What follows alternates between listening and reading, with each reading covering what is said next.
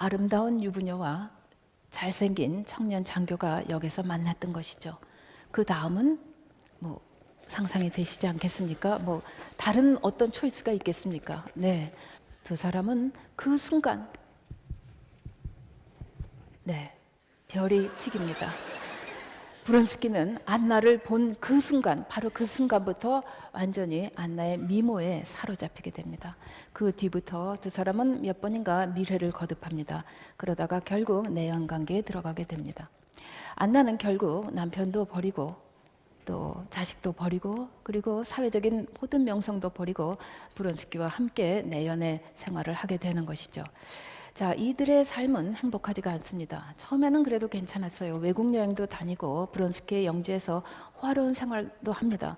그러나 안나는 점점 불안해집니다. 브론스키가 혹시 자기를 버리게 될까봐, 브론스키의 사랑이 식을까봐 안나는 전전긍긍합니다. 그리고 근거도 없는 질투를 해서 브론스키를 힘들게 하고 그러다가 결국 불안에 떨고 나중에는 노이로제 증상까지 보이다가 결국은 마침내 그걸 견딜 수가 없어서 달려오는 기차에 몸을 던져서 자살을 하고 맙니다. 대단히 비극적인 러브스토리가 되겠습니다. 그런데 스티바에게는 레빈이라고 하는 친구가 있습니다. 이 친구는 스티바의 처제인 키티에게 아주 마음이 빠져 있습니다. 그래서 키티에게 청혼을 합니다. 자, 이제 러브스토리가 얽히고 설키게 됩니다. 그거 조금 이따가 정리를 해서 보여드리겠습니다. 그런데 키티는 또 다름 아닌 브론스키에게 마음이 가 있어요. 그래서 브론스키가 자기에게 청혼해 주길 기다리고 있습니다. 그런데 브론스키는 안나를 좋아합니다. 이게 물리고 이런 상태가 되는 거죠. 그래서 브론스키가 안나와 내연관계로 들어가니까 키티는 너무나 절망합니다. 키티는 게다가 레빈의 청혼도 거부한 상태 아닙니까? 그래서 키티는 너무나 힘들어서 병이 나요. 그래서 독일 온천장에 가서 있다가 나중에 그 병을 고쳐갖고 다시 러시아로 돌아옵니다. 그러다가 길가에서 다시 레빈과 만나게 되는데 레빈이 이때 다시 키티에게 청혼을 합니다. 이때 키티는 레빈의 청혼을 받아들입니다. 그래서 키티하고 레빈 커플은 그때부터 결혼을 해가지고 이상적인 삶을 향해서 나아갑니다. 정리를 하면 이렇게 되어 있습니다. 이것은 연애 스토리가 되겠습니다. 안나 브론스키, 안나 브론스키. 이 커플은 그야말로 파국을 향해 내려가는 그 커플이 되겠습니다. 스티바 돌리, 뭐 별로 파국도 아니고 뭐 그렇다고 성장도 아닌 그저 그냥 지리멸렬한 그런 삶을 살고 있습니다. 레빈하고 키티, 이 사람들이야말로 진짜 주인공입니다. 특히 레빈은 톨스토이의 진짜 주인공입니다. 그래서 톨스토이는 자기의 모든 것을 이 레빈이라고 하는 인물에게 다 투사를 합니다. 그래서 레빈의 생각, 레빈의 말, 레빈의 행동은 모두 톨스토이의 것이라고 우리가 이해를 해도 좋을 것 같습니다. 자, 이 연애 스토리의 그 성장하는 커플 그리고 성장하지 않는 커플을 딱 나누라면은 레빈, 키티는 성장하는 커플이고 나머지 커플들은 전부 다 성장하지 않는 커플들이라고 해석을 해도 좋을 것 같습니다. 그러면 이제 책을 좀 읽어보도록 하겠습니다. 자, 이 책의 첫 문장을 보겠습니다. 모든 행복한 가정은 엇비슷하지만 불행한 가정은 제각기 나름대로의 불행을 안고 있다. 이게 안나 카레니나 소설의 첫 문장입니다. 다시 말하면은 뭐 성공하는 것, 좋은 것, 행복한 것은 모든 조건이 두루두루 만족이 되지만 그렇지 못할 경우에는 각양각색의 다양한 이유로 그게 만족되지 않아서 불행하거나 실패한다. 뭐 그런 뜻으로 이해를 하면 될 것 같습니다. 우리가 오늘 얘기하고 있는 이 성장 코드에 이 얘기를 맞춰보면은 모든 성장하는 사람은 엇비슷하지만 성장하지 않는 사람은 제각기 나름대로 성장하지 않는다. 뭐 이렇게 바꿔 말할 수 있을 것 같습니다. 그러면 일단 성장하지 않는 사람들이 어떻게 성장을 하지 않는가 한번 살펴보겠습니다. 자, 여기 안나하고 브론스키 커플이 있는데요. 일단 그 영화에서는 이 사람들이 주인공처럼 나옵니다. 그래서 좀 선남선녀고 참 아름답습니다. 그렇죠? 예, 잘생기고. 근데 여기 좀 말이 난 김에 그냥 재미삼아 제가 좀 드리고 싶은 말씀 뭐냐면은 톨스토이가 외모에 대한 컴플렉스가 심각했던 사람입니다. 아까 그 사진 보셨는데 뭐 외모가 그렇게 나쁘다는 느낌은 안 들죠. 오히려 카리스마도 있어 보이고 그러는데요. 당시에 그 톨스토이는 자기가 대단히 못생겼다는 생각을 했어요. 그 컴플렉스가 좀 심했습니다. 그래서 톨스토이 일기에 보면은 나는 못생기고 교양이 없다 이런 귀절까지 발견이 됩니다. 그래서 그랬던지 톨스토이는 잘생긴 남자들을 혐오하다 못해 증오했습니다. 그리고 또 잘생긴 남자와 어울리는 그런 아름다운 여성들도 아주 증오하고 혐오했어요. 그래서 톨스토이의 소설들을 보면요, 잘생긴 남자나 잘생긴 여자들은 별로 좋게 안 끝납니다. 예외가 없습니다. 그래서 저는 안나 카레니나 첫 장을 넘기면서 그 아름다운 안나 그리고 잘생긴 브론스키가 나올 때 가슴이 덜컥 내려앉았어요. 이 사람들 그렇게 잘 끝날 것 같지가 않다, 이런 생각이 들었습니다. 근데 제 생각이 맞았던 것입니다. 결국 안나는 죽게 되죠. 전쟁과 평화를 볼까요? 전쟁과 평화는 뭐 더합니다. 전쟁과 평화에 엘렌이라고 하는 엄청나게 아름다운 여인이 등장을 합니다. 또 문 남성을 유혹하고 그런 여성인데, 뭐 이렇게 스토리가 넘어가다가 어느 대목에 가서 엘렌은 어느 날 급사를 했다, 이런 대목이 나오게 됩니다. 그리고 뭐 더 이상 별로 설명도 없습니다. 예. 자, 안나 브론스키는 처음부터, 그러니까 그 톨스토이가 싫어하는 조건을 갖춘 주인공들이었다는 것은 알 수 있는데요. 자, 제가 여기 이 도식을 그려놓은 것은요, 이 두 사람 사이에는 그 사랑이라는 것이 발전이 없다는 것, 제자리 걸음을 한다는 것, 이 얘기를 하기 위해서 이 그 도형을 하나 그려놨습니다. 제자리에서 맴맴돕니다.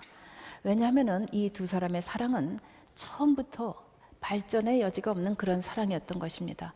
자, 두 아름답고 잘생긴 남녀가 기차역에서 만나서 호감을 갖게 되고 사랑을 하게 됩니다. 여기에 뭐가 잘못된 것이 있을까요? 톨스토이의 답은 이렇습니다. 그 사랑은 욕구를 충족하는 그런 사랑이었기 때문이라는 것이죠. 자, 욕구 충족에서 출발한 사랑은 더 이상의 성장이 없습니다. 그 욕구 충족에서는 행복감, 그 사랑이 충족되었을 때 느끼는 그 행복함은 그토록 오래 지속이 되지 않기 때문에 그 행복을 지속시키기 위해서 안나는 더욱더 브론스키에게 집착을 합니다. 자, 집착을 한다는 것은 곧 소유로 이어지게 되겠죠. 그러나 여러분도 아시겠지만 우리가 무언가에 집착을 하거나 소유를 원하게 되면 우리는 반대로 오히려 점점 더 소외될 수밖에 없습니다. 책을 읽어볼까요? 그는 최근에 와서 점점 더 빈번히 그녀에게서 일어나는 질투의 발작에 전율을 느꼈다. 그리고 그 질투의 원인이 자신에 대한 사랑이라는 것을 알고 있으면서도 그녀에 대한 식어가는 자기 감정을 아무리 숨기려고 해도 숨길 수가 없었다. 자, 이렇게 됩니다.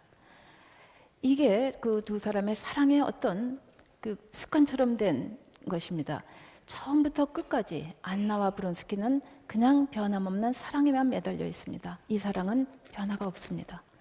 자, 오히려 안나는 브론스키와 같이 있으면 있을수록 그의 사랑을 얻으려고 하기 때문에 그 사랑을 못 얻을 때는 브론스키를 증오하게 됩니다. 자, 브론스키는 또 안나가 자기한테 너무 집착하기 때문에 그 안나가 짐스러워지고 그러다 보니까 증오하게 됩니다. 그래서 결국 이 두 남녀는 겉으로는 사랑한다는 얘기를 하지만 마음속으로는 깊은 증오를 숨긴 그런 상태가 지속이 되는 것이죠. 자, 안나는 그래서 결국 나중에는 브론스키를 증오하고 자기를 증오하고 세상을 증오하게 됩니다. 그래서 안나가 가는 길은 죽음밖에 없게 되는 것이죠. 자, 흔히 우리가 그 안나 카레니나 영화를 보면서 안나 카레니나의 자살이 이루어지지 못한 사랑, 비극적인 사랑에 대한 어떤 답이다, 이렇게 해석을 하기도 합니다만은 그것은 아닙니다. 안나의 자살은 증오에서 오는 자기 학대였던 것이죠. 이 두 사람의 사랑에서 가장 문제가 되는 것은 성장이 없다는 것, 다시 말하면 변화가 없다는 것입니다. 자, 사랑도 변합니다. 그렇죠? 변함없는 사랑이 어디 있겠습니까? 그러나 안나는 변함없는 사랑을 원합니다. 그것은 순리에 저항하는 것입니다. 거슬리는 것이죠. 그렇기 때문에 두 사람은 변화에 저항을 하고 그러다 보니까 불행해지고 그러다 보니까 제자리에 맨맘 들고 그러다가 결국 파국을 맞게 되는 것입니다. 그런 의미에서 안나의 자살하는 그 장소는 대단히 의미심장합니다. 안나와 브론스키가 처음에 만났던 장소가 어디였죠? 기차역이었습니다. 안나가 죽는 장소가 어딘가요? 기차역입니다. 즉 안나는 기차역에서 시작을 해서 기차역에서 생을 마무리한다는 것이죠. 안나와 브론스키는 단 한 발자국도 더 멀리 안 나갑니다. 그 반경 안에서, 처음에 그 사랑 안에서 그냥 그대로 제자의 걸음을 하다가 생을 마감하는 것입니다. 반면에 레빈하고 키티는 성장하는 삶을 삽니다. 레빈과 키티의 삶은 그렇다고 해서 그냥 상승 곡선을 따라가는 그런 삶은 아닙니다. 행복한 결혼 생활만을 꼭 하는 것도 아닙니다. 레빈도 키티와 결혼한 처음에는 상당히 많이 괴로워합니다. 내가 생각했던 결혼은 이게 아닌데, 내가 그토록 사랑했던 여성이 이 여성일까 하는 그런 생각. 키티에 대한 어떤 불만도 있습니다. 두 사람은 의심도 합니다. 질투도 합니다. 싸움도 합니다. 그러나 그럼에도 불구하고 두 사람은 결국에 가서는 어떤 식으로든지 소통을 하고 그러면서 그 이상적인 가정, 공감하는 가정, 그리고 기쁨이 있는 가정을 향해서 나아가게 되는데, 그 레빈의 성장하는 그 단계를 보면은 세 가지입니다. 일단은 레빈은 몰입을 합니다. 그리고 소통을 하고 그다음에는 죽음을 기억합니다. 자, 이 세 가지는 각각 개별적인 단계는 아닙니다. 사실은 이 세 가지는 다 얽혀 있습니다. 일단 몰입이라 하는 것은 자기의 내면으로 깊이 들어가는 것입니다. 그래야만 몰입할 수가 있겠죠. 몰입이라는 것은 지금 하는 일에 집중하는 것입니다. 그리고 다른 그 어떤 것에도 신경을 쓰지 않고 하는 것인데, 그렇게 하기 위해서는 자기의 내면으로 아주 깊이 들어가야 됩니다. 자, 레빈은 이것을 체험을 합니다. 안나 카레니나에는 대단히 오랫동안 기억에 남는 여러 대목들이 있는데, 그 중에 하나가 레빈의 풀베기 대목입니다. 안나 카레니나를 연구하는 사람치고 이 풀베기 장면을 언급하지 않는 사람은 하나도 없습니다.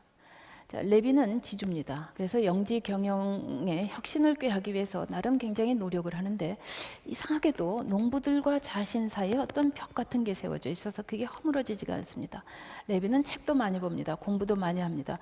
그럼에도 불구하고 영지의 상황은 나아지지 않습니다. 그러던 어느 날 레빈은 풀베기를 하기로 작정을 합니다. 이것은 일단 무슨 취미도 아니고 소일거리도 아닙니다. 지주가 시간이 남아서 어느 날 그냥 한번 풀베기나 해볼까? 그러는 건 아닌 것이죠.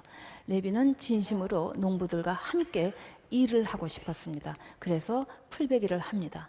그 풀베기 과정에서 그는 자아의 가장 깊은 곳까지 들어가게 됩니다. 자, 그 부분을 한번 읽어보기로 하겠습니다.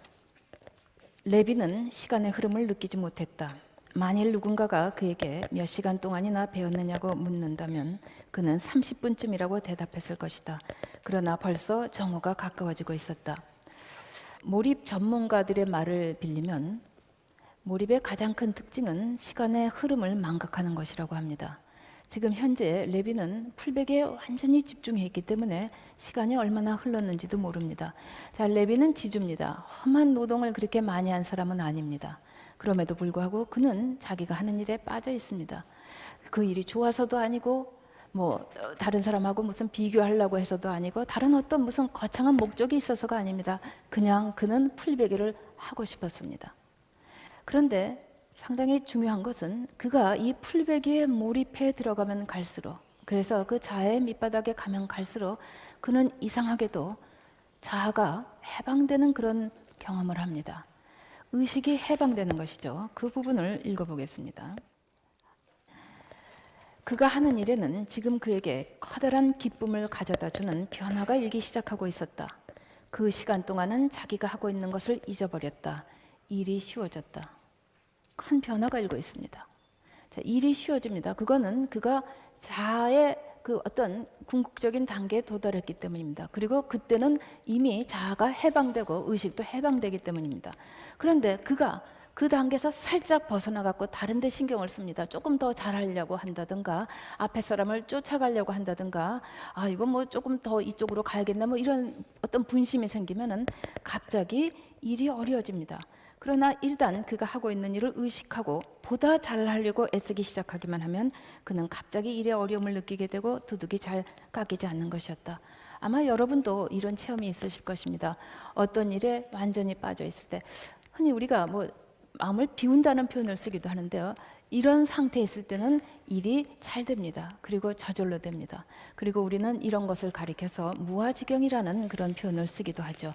톨스토이 역시 딱 그 무아지경이라는 표현을 써서 이 레빈의 풀베기를 설명을 하고 있습니다. 낫이 저절로 풀을 베었다. 그것은 행복한 순간이었다. 레빈은 오랫동안 배워나감에 따라 더욱더 무아지경의 순간을 느끼게 되었다. 그런 때에는 낫 그 자체가 생명으로 가득 찬 육체를 움직이고 있기라도 하듯이 일에 대해서는 아무 생각도 하지 않는데도 일이 저절로 정확하고 정교하게 되어갔다.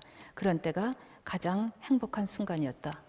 그렇습니다. 일이 저절로 되어가는 것이죠. 이것은 레빈이 의식에서 해방되었기 때문에 일이 저절로 된 것입니다.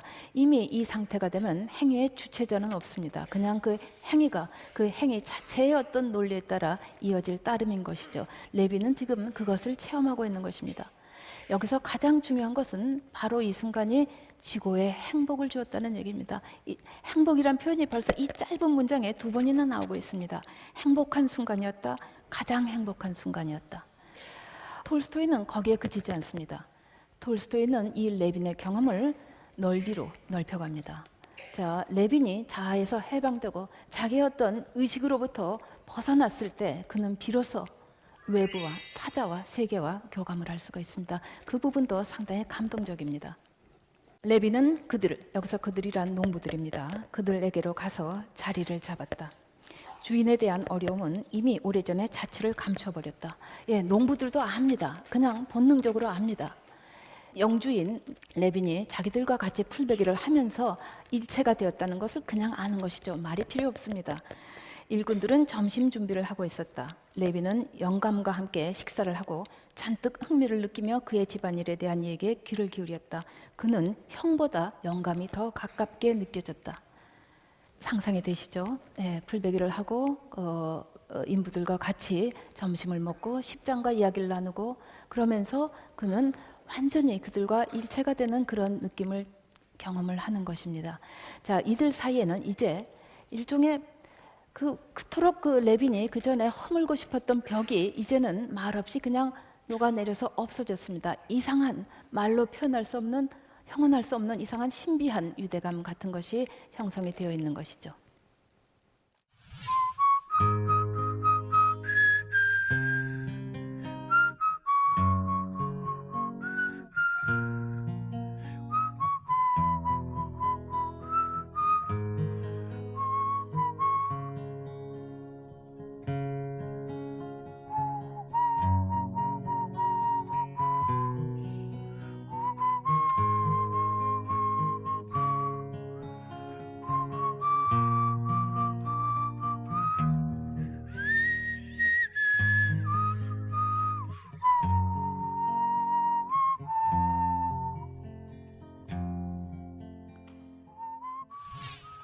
네, 이렇게 신비한 유대감이 생긴 거를 계기로 톨스토이의 소통에 대한 생각을 좀 살펴봐야 될 것 같습니다. 톨스토이 소통에 대해서 정말 오랫동안 생각을 많이 했습니다. 그 이유는 그에게 소통이라는 것은 인간에게 가장 기쁜 일이기 때문이었습니다. 톨스토이가 인생의 길에서 한 얘기를 들어볼까요? 이승에서 인간이 얻는 최고의 행복은 사람들과의 융합과 일치이다. 그렇습니다. 이것은 정말 중요한 얘기입니다. 아무리 내가 성공하고 잘 살고 잘 먹고 그러면 무슨 소용이 있겠습니까? 그 행복은 오래 지속되지 않습니다. 그 행복이 지속되려면 타인과 공감해야 됩니다. 자, 톨스토이가 말한 사람들과의 융합과 일치라는 것은 현대식으로 말하면 공감이라고 표현할 수 있을 것 같습니다. 사실 그 소통의 1차적인 미디움은 매체는 언어입니다. 자, 우리는 언어로서 대화를 하고 소통을 합니다. 그러나 톨스토이는 아무리 생각해도 언어라는 것은 소통의 적절한 도구가 아니라는 결론에 도달을 했습니다. 언어는 많은 경우에 거짓이라는 말까지도 서슴지 않고 했습니다. 그래서 그는 90권이나 되는 소설을 말로 썼음에도 불구하고 언어의 한계를 절감했습니다.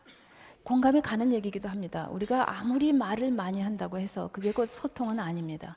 친구들과 한 3시간 줄곧 이야기를 했음에도 불구하고 뭔가 공감된 그런 느낌이 없는 그런 체험도 있을 수가 있겠죠.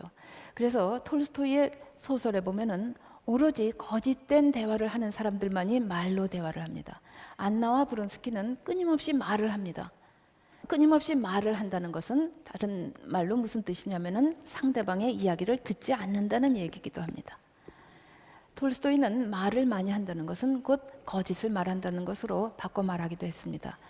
자, 그래서 톨스토이의 작품 속에서 진정하게 대화를 하는 사람, 진정한 소통을 하는 사람, 교감하고 공감하는 사람들은 가급적이면 말을 자제합니다. 말을 거의 안 합니다. 그러면 어떻게 하느냐? 듣거나 보는 것을 많이 합니다. 전쟁과 평화에는 이 말 없는 소통에 대한 아주 아름다운 사례가 하나 묘사가 되어 있습니다. 주인공 피에르는 적군에 잡힙니다. 프랑스군 사령관 앞으로 끌려갑니다. 그래서 신문을 당하는데 자기 변명을 막 합니다. 그 말이 통하지가 않습니다. 그런데 어느 한순간 적군의 사령관 다부와 우리 주인공 피에르는 그냥 우연히 응시를 하게 됩니다. 그 응시하는 장면이 참으로 감동적이었습니다. 그래서 제가 여러분들과 나누려고 가져왔습니다. 적군 장군 다부는 눈을 들고 피에르를 찬찬히 쳐다보았다. 몇 초 동안인가 두 사람은 서로를 쳐다보았고 응시를 하는 동안 전쟁이라든가 재판이라든가 하는 일체의 조건을 초월한 인간으로서의 관계가 두 사람 사이에 맺어졌다. 이 순간 그들은 다 어렴풋이 무수한 사물을 느꼈다. 그리고 자기들은 둘 다 인류의 아들이자 동포라는 것을 깨달았다. 이 침묵 속의 응시는 결국 생사의 갈림길에 있는 피에르를 생명으로 이끄는 역할까지 하는 것입니다. 이 응시, 참으로 아름답고 감동적인 대목이 아닐 수가 없습니다. 후에도 톨스토이는 그래서 중요한 어떤 교감, 중요한 공감, 중요한 소통은 항상 응시로서 표현을 하기를 즐겨했습니다. 자, 지금 레빈과 키티가 결혼을 하는 그런 장면인데요. 여기서 레빈은 상당히 불안합니다. 결혼식을 앞두고 행복하기도 하지만 이 결혼이 제대로 된 것인지 또 행복할 것인지 몹시 고민을 합니다. 그래서 불안에 떨고 있는데 키티와 눈빛이 마주치면서 그 불안은 눈 녹듯이 사라지게 됩니다. 레빈은 키티의 시선과 마주쳤다. 그러자 그는 그 눈빛을 통해 그녀도 자기와 똑같은 생각을 하고 있었다는 것을 알아챘다. 한마디 말도 없었습니다. 그냥 눈빛으로 소통이 된 것이죠. 그녀의 그 감정은 어느 틈에 그에게로 옮아갔다. 그도 그녀와 마찬가지로 밝고 즐거운 기분이 되었다. 자, 이 두 사람의 소통, 두 사람의 공감, 두 사람의 교감은 여기에 머무르지 않습니다. 톨스토이는 두 사람이 진정한 공감을 하면 그 공감은 반드시 퍼져나가게 되어 있다고 믿었습니다. 그래서 그 밑에 대목을 볼까요? 키티의 얼굴에서 타오르고 있던 기쁨의 불꽃은 회당 안의 모든 사람들에게 옮은 것 같았다. 자, 공감이 중요한 것은 바로 이렇게 긍정적인 감정의 공감, 교호 혹은 나눔 이런 것들은 퍼져나가게 돼 있다, 이렇게 이해를 할 수가 있겠습니다. 소통이라는 것은 그냥 톨스토이에게 있어서는 단순한 생각의 교환은 아니었던 것입니다. 그것은 신비한 교감입니다. 어느 순간에 다다르면 소통 당사자들의 차원을 넘어서 세상으로 퍼져나갈 수 있는 것이 진정한 소통이었던 것이죠. 자, 그러면은 이제 그 레빈의 그 성장 과정의 마지막 단계를 할 수 있는 죽음에 대해서 잠깐 알아보기로 하겠습니다. 톨스토이는 죽음의 체험이 참으로 많은 사람이었습니다. 3살 때 어머니를 여의었습니다. 10살 때는 아버지를 여의었습니다. 그리고 아주 좋아하던 형이 있었는데 35살 때 형을 또 여의었습니다. 그러다 보니까 그는 다른 사람들보다 훨씬 가까이에서 죽음을 많이 체험한 사람이 되었던 것이죠. 그래서 그는 죽음에 대해서 많은 생각을 했고 그 두려움, 그 공포를 물리치고자 많은 철학과 종교와 사상을 공부하기도 했습니다. 게다가 그는 58세 때 하마터면 죽을 뻔한 일까지 있었습니다. 마차에 치였는데 그 상처에 덧나서 그만 감염이 되는 바람에 거의 그 사망 직전까지 가는 경험이 있었습니다. 그런 걸 체험하면서 톨스토이는 그 누구보다도 죽음에 대한 많은 생각을 하게 되는데, 죽음에 대한 톨스토이의 생각은 뭐 허무주의나 그런 것은 아닙니다. 톨스토이는 삶을 너무나 사랑한 사람입니다. 또 활력에 넘치는 사람입니다. 그랬기 때문에 죽음을 받아들일 수가 없었던 것입니다. 죽음을 생각하면 화가 나요. 내가 이렇게 행복한데, 내가 이렇게 잘 살고 있는데, 이렇게 좋은 게 많은데 왜 죽어야 하는가. 그래서 그는 죽음에 대해서 분노합니다.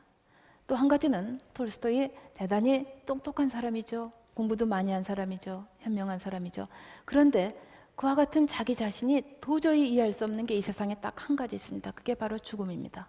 그 이해할 수 없다는 것, 거기서 오는 무력감, 그리고 분노 이런 것들이 그를 죽음에 대한 사색으로 가차없이 몰아쳤던 것입니다. 안나 카레니나의 주인공 레빈 역시 이 죽음에 대해서 골똘하게 생각합니다. 그것도 하필이면은 소설이 거의 끝나갈 무렵 키티가 아이를 낳고 모든 것이 정말 좋아지는 그런 무렵에 그는 죽음에 대해서 생각하면서 절망합니다. 그는 자신을 포함하여 모든 인간의 앞길에는 고뇌와 죽음과 망각 외에는 아무것도 없다는 것을 확실하게 이해했다. 자, 이런 상태이고 보니 무엇을 한들 의미가 있겠습니까? 무엇 해도 허무하고 아무것도 의미가 없고 그런 상태에 지금 레비는 빠져 있는 것입니다. 그래서 레비는 고민하고 좌절하다가 어느 시점에서 어떤 농부와 만나는데 그 농부에게서 하나의 깨달음을 얻습니다. 그 농부가 이야기합니다. 그냥 사는 것이고 선하게 사는 것이다. 그래서 레비는 선하게 사는 것에서 죽음을 극복하는 한 가지 단초를 발견하게 되는 것입니다. 톨스토이는 어땠을까요? 톨스토이 역시 그 레빈과 같은 궤적을 갑니다마는 톨스토이는 이 소설이 끝난 뒤에도 지속적으로 죽음에 대해서 생각을 했습니다. 그리고 그가 결국 발견한 해답은 무엇이냐면은 죽음을 기억하는 것이었습니다. 자, 이것은 일종의 모순어법이죠. 죽음은 아직 오지 않은 것입니다. 그리고 기억한다는 것은 과거에 있었던 어떤 것을 기억하는 것이죠. 자, 그러나 바로 이 모순적인 어법을 통해서 우리는 현재로 느낄 수가 있습니다. 우리가 만일 죽음을 기억한다면, 그리고 반드시 죽을 거라는 것을 기억한다면 지금 이 현재가 얼마나 소중하겠습니까?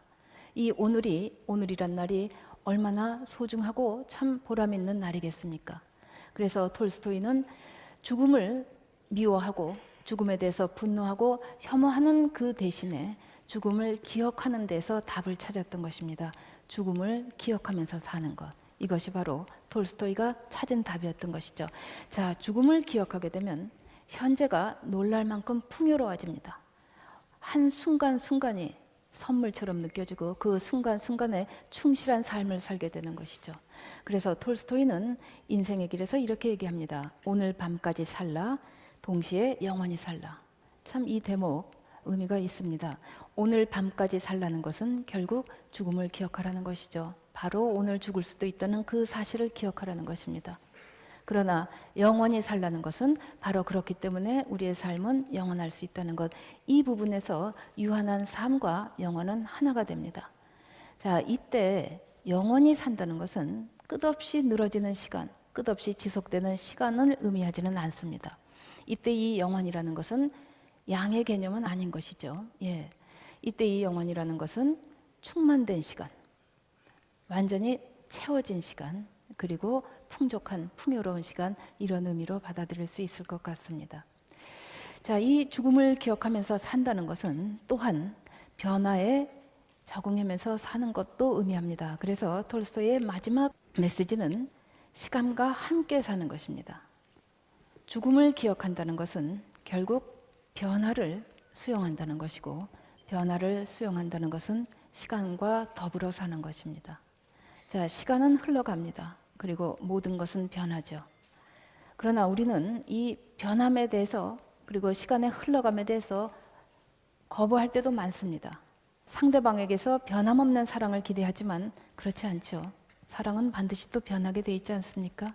그리고 날마다 늙어갑니다. 우리 늙는 거 싫죠. 예, 주름살 생기는 것 다 싫습니다. 그래서 어떻게 해서든지 늙지 않으려고 노력도 많이 하고 사랑에 변치 않게 되기 위해서 노력도 많이 합니다만 소용이 없습니다.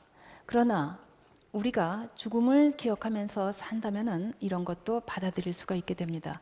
우리가 죽음을 기억하고 살고 변화를 받아들이고 시간과 함께 더불어 살면 시간은 모든 것을 집어삼키는 가차없는 어떤 것이 아니라 모든 지나간 상처를 치유해주는 치유의 힘이자 신의 선물이 되는 것이죠.